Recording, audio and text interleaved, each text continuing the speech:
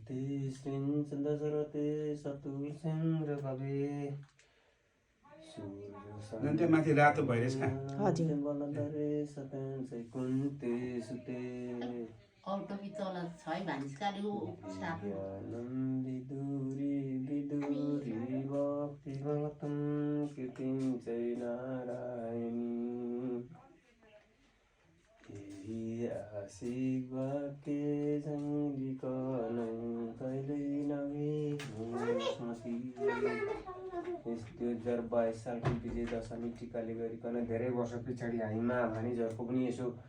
भेटघाट पनि दसैँमा भएको त्यसर्थ केटाकेटीमा अनि आएपछि लाग्यो भान्जाको कष्ट हरण होस्, नुहाउँदा केस नगरोस्, हिँड्दा ठेस नलागोस्, बोल्दा घाँटी नलागोस्, कसको छोराछोरी कसको भान्जा चैला, कसको नाति नतेला, फल्नाको छोराछोरी फल्नाको नाति नतेला, फल्नाको भान्जा चैला,